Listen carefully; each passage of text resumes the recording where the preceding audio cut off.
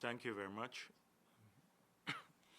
I just want to bring you up to date with the situation and our perspective on various issues. I know that you've been receiving information from various persons, and by now the country would have been briefed by Anil Nandalal on the court cases that we intend to pursue, and also by our presidential candidate Irfan Ali on various matters, how we see the entire issue of the recount. So I just want to focus on a few things today.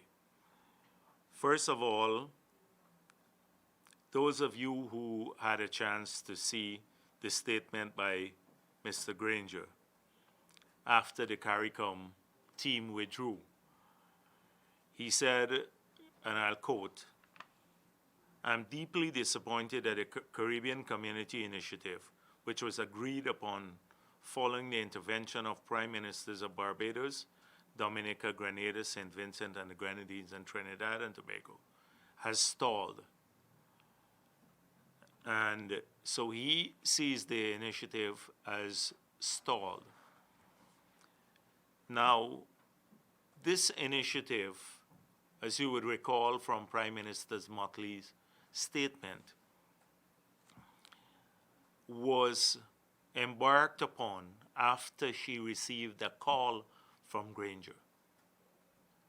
And he said to her, and she told me this in explicit terms, "I do not want to be sworn in on the basis of results that are not properly verified and do not have the acceptance. And therefore, can you send a team to Guyana to do the recount?" Prime Minister Motley called me, and I said, yes, I agree. I agree with the CARICOM team coming to Guyana and with the request by Mr. Granger. So this team came to Guyana upon his request, which I agreed to. And secondly, in his very statement, this independent court action has curtailed further our trust towards reaching a transparent conclusion to the 2020 general and regional elections. So he is saying the independent court action has stalled or curtailed reaching a transparent conclusion to the 2020 general and regional elections. But is this really an independent court action? This is not an independent court action. It was filed by one of the APNU's candidates. So clearly, from what you see here, Granger refuses to take responsibility for anything. He talks about the stalling of his own initiative, and he talks about it being curtailed based on an independent court action when the court action was brought by his people. And he says this is not going, so we're not going to reach a transparent conclusion, using his own words, to the 2020 general and regional elections.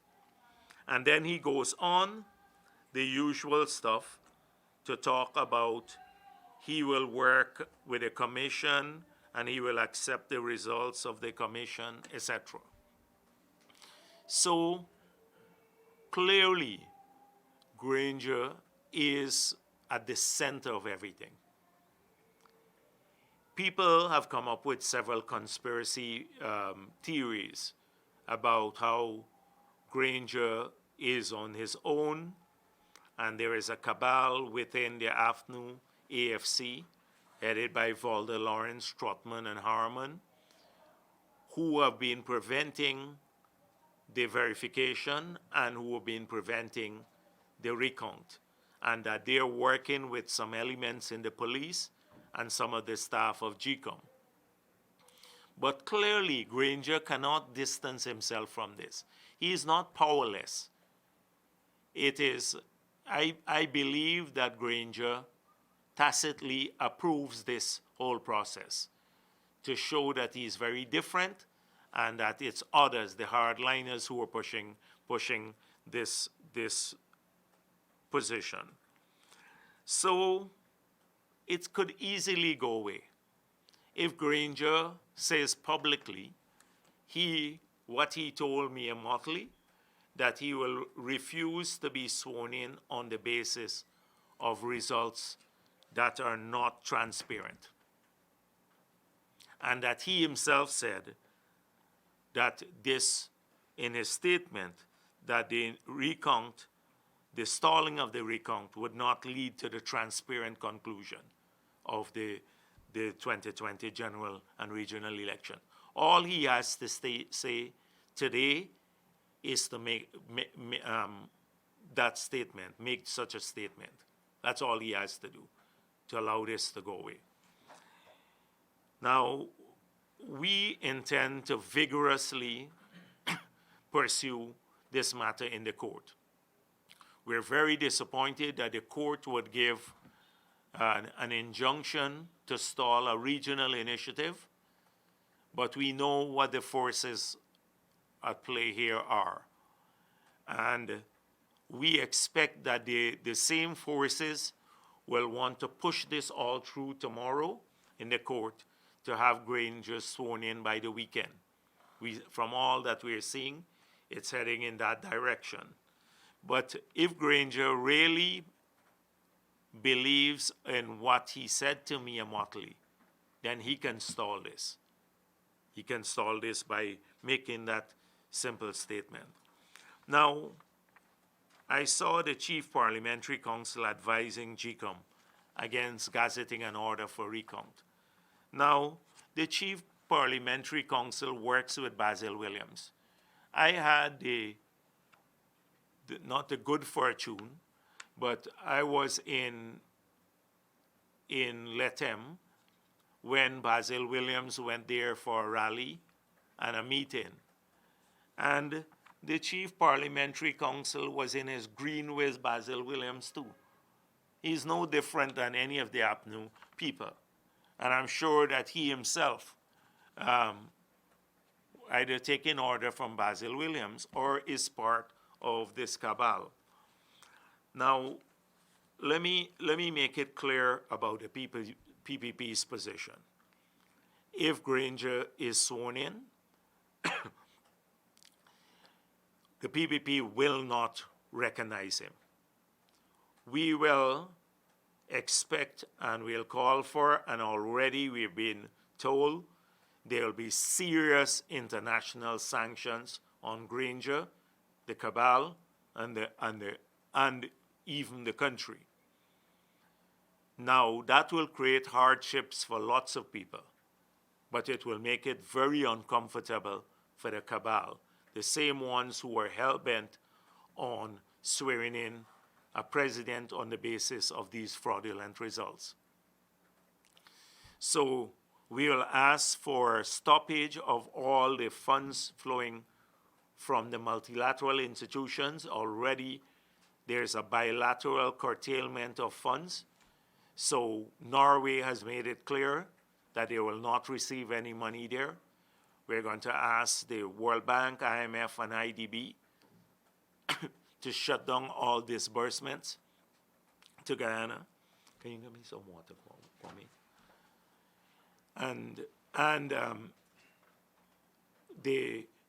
We're going to, I'm losing my voice. I've been speaking a lot in these meetings.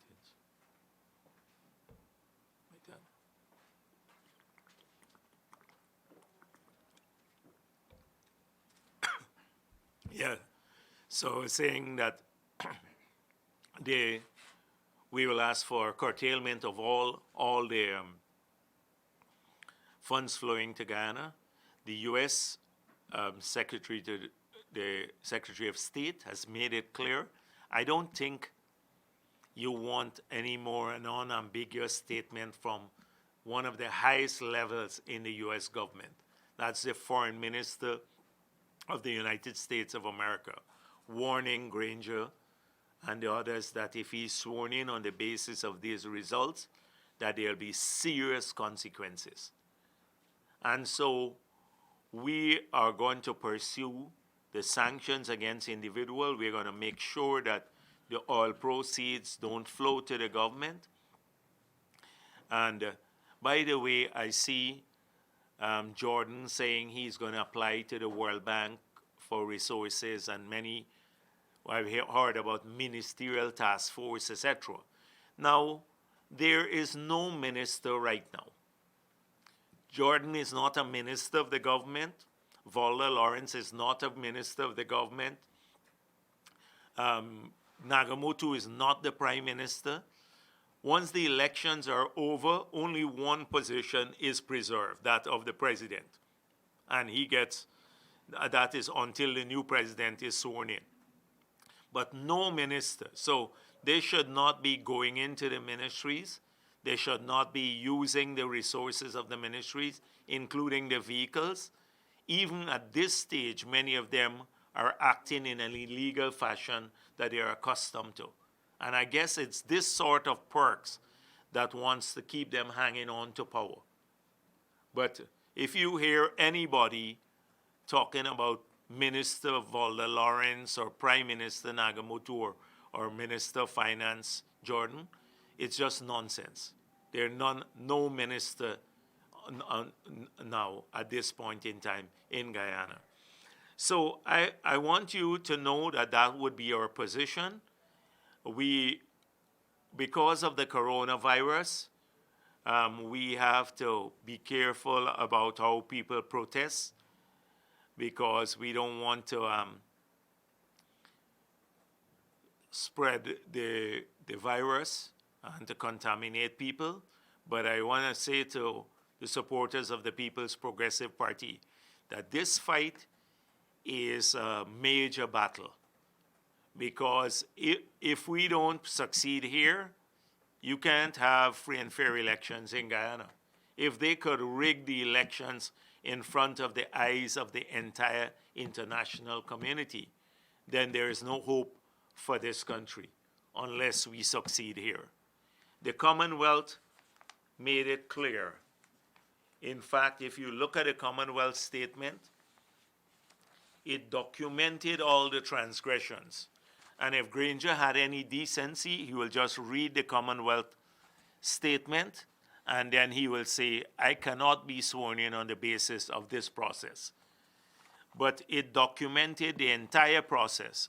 Granger likes to say that the PPP stormed the building in most of his statements, and the Commonwealth made it clear that the group did not observe any material or substantive impediments inside the tabulation room, which may have prevented the resumption of the tabulation process.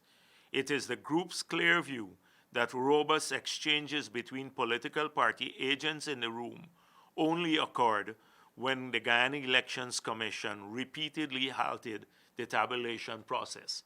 So this is the fact. This is from the Commonwealth group, a group they're representing 53 countries about what took place in the room. APNU's narrative is that, oh, the PPP stormed the room, and therefore Mingo had no choice but to go and make the fraudulent declaration without resuming the tabulation process. The same declaration that was reversed by the Chief Justice. The second time, so I would urge Guyanese to read the Commonwealth statement.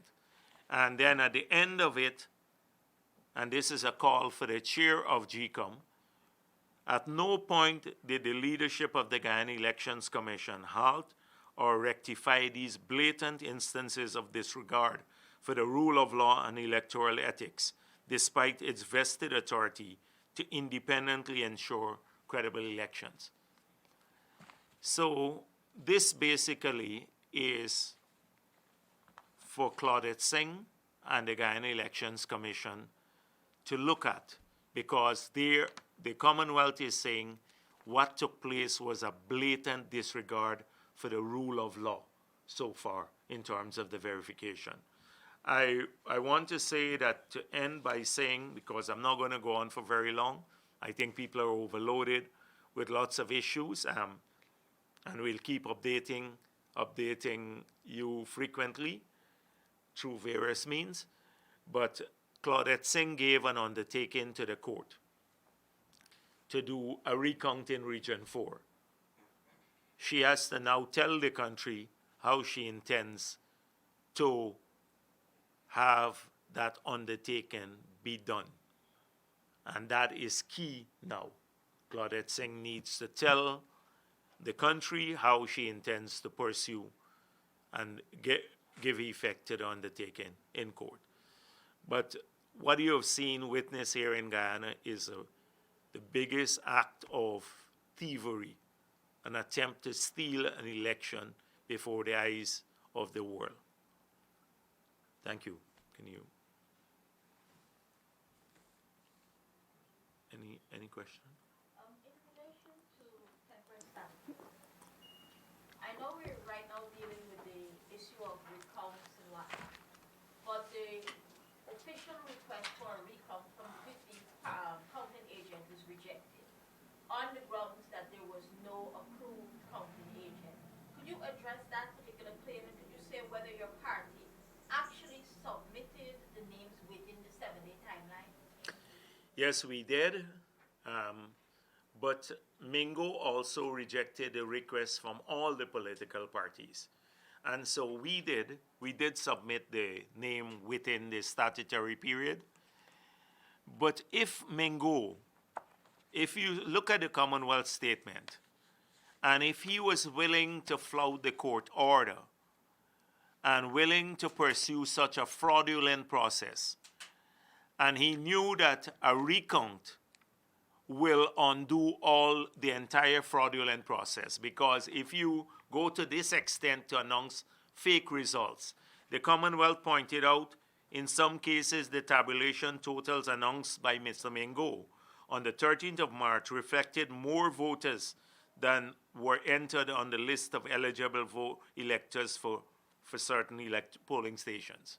Now, common sense is that if he announced these blatantly fraudulent results, and going to the box or doing a recount could undo all of this, why would he want to give the recount? And so he rejected the recount, predictably. As much as we're describing motives or whatnot, Mr. Mingo, I'm sure that eventually the court of law will settle that issue.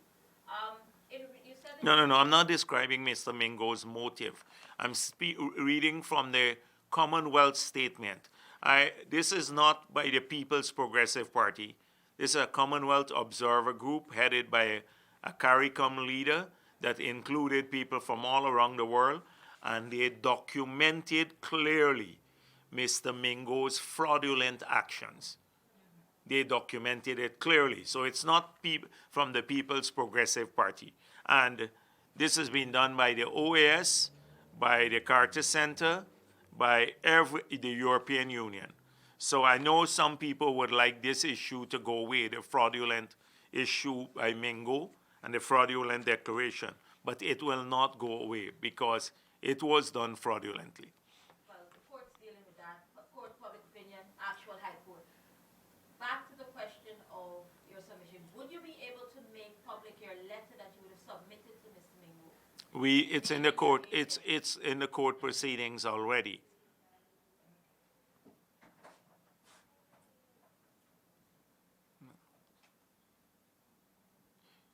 But I'm sure that you also recognize that the chair of GCOM, who has overriding responsibility for the quality of elections, she gave an undertaking prior to, and then she issued a statement. In fact, to the public, she said, why not complete the verification? And then when asked by the reporter, and should there be a need for a recount, go to the recount. And they asked her, is there be time enough for this to do the recount? And she said, yes, enough time. And then she issued a statement saying, I have given an undertaking. That is, she far supersedes Mingo. I've given an undertaking to the court to pursue the recount in Region 4.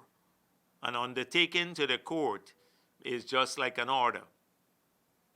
So that was the chair of GCOM who was overall responsibility. A lot of people want us to go back to Lowenfield and Roxanne Myers and Mingo, to the same people who have been part of the rigging process, to now get remedy from them, a remedy from them. They're the ones who undermine the CARICOM process too. And then Granger talks about it being stalled, and it's regretful that it's being stalled. Is there anything else? Thank you.